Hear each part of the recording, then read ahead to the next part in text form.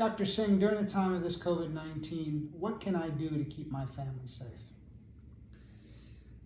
Remember, COVID is traveling in two manners. One is contact, which means I touch something, if I have the infection and then you touch it, now you're carrying it. If you touch your face, your eyes, now it's on your face, now you're getting exposed to it. The other is droplet, which is less common. Unless I cough and sneeze on your face, it's not going to transmit so easily.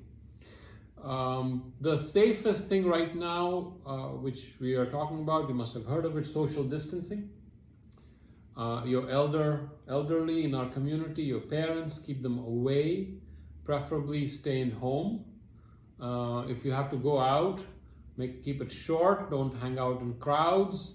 Preferably wash your hands after you touch something that has been touched by others or things that are usually touched by others.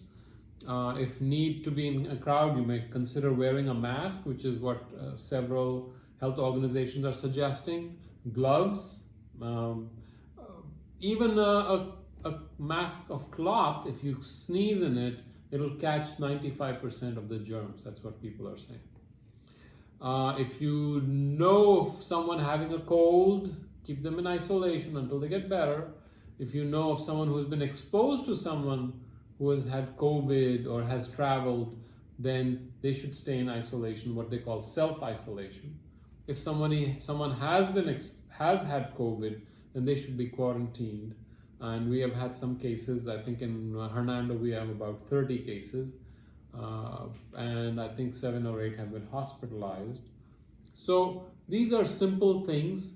Beyond this, I wouldn't say that you just stay in home. You're allowed to walk, sit in the sun, exercise, eat healthy, make sure you get your vitamins, stay positive, don't go in depression, interact with the world. It doesn't mean you're cut off. Make sure depression doesn't set in you or your family, but don't do anything silly. Make sure people don't do things that, of course, youngsters are much more reckless.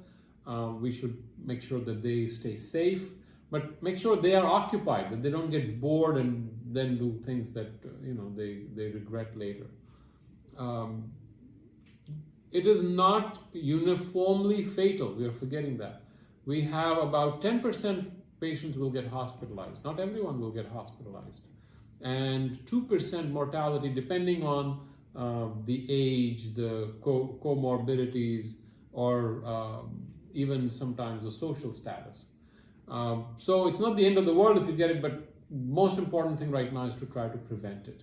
Hopefully when we have some herd immunity, we will be less worried about it. And hopefully once we have the vaccine, it'll be much less stressful. Thank you, sir.